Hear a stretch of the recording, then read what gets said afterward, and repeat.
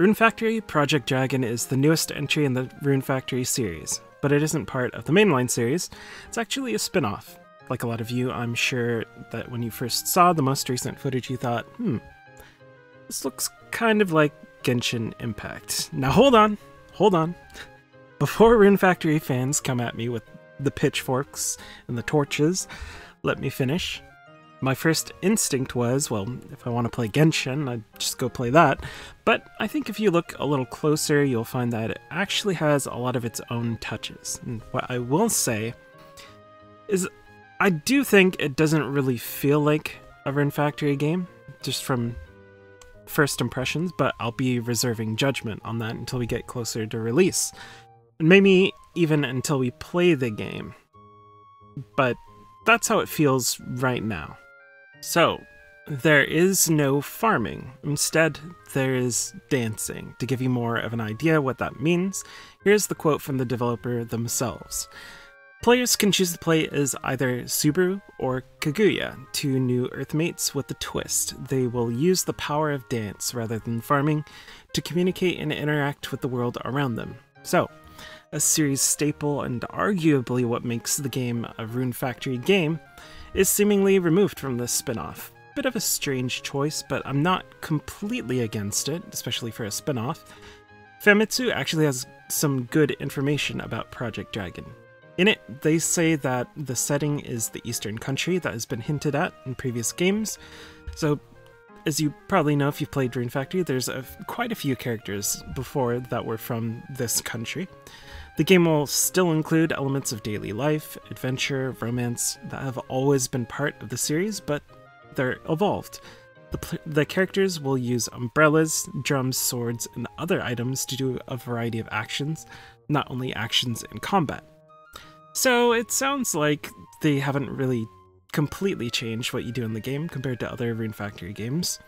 And actually, this isn't the first time that the Rune Factory series has experimented with changing the core game loop. Rune Factory Tides of Destiny still had farming, but you didn't do the farming yourself, in the same way that you do in the rest of the series. You captured different monsters, put them to work for you. Tides of Destiny wasn't necessarily a big hit, and a lot of reviewers at the time did not like that game, but hopefully the experimentation will go differently this time. What really matters is if the game is fun, and the bits that I've seen actually have a decent amount that makes me interested in them.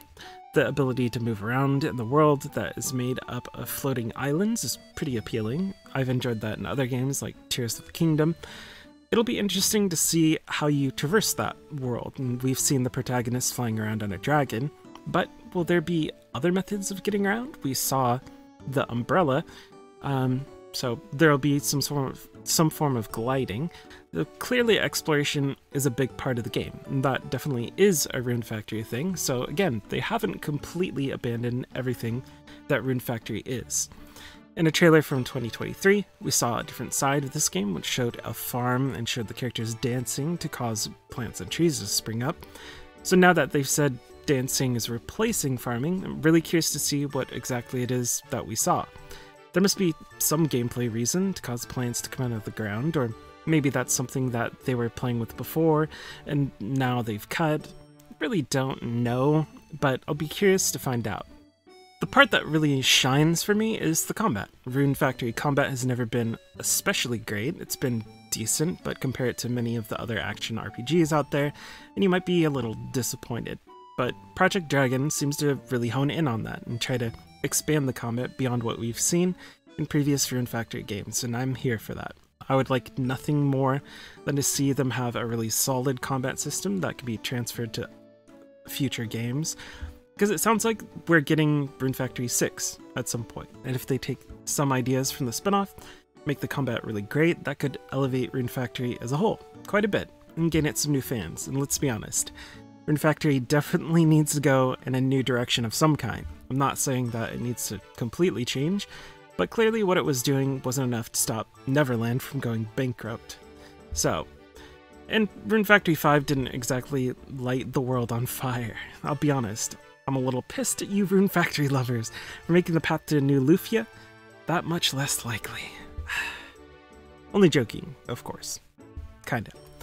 Overall, I would say that I'm definitely interested in seeing where Project Dragon goes. I wouldn't say I'm sold on it yet, but by the time it comes out, that could change. I'd like to see a bit more of the systems outside of combat. Are there towns, villages, a single hub? Are there romance mechanics like in every other Rune Factory game? They kind of alluded to that a bit. What's the core gameplay loop? Is it roaming from island to island, upgrading your equipment so you can take on the next challenge? There's still a lot of questions, but I'll try to stay optimistic. Let me know what you think about what you've seen so far. Thanks for watching.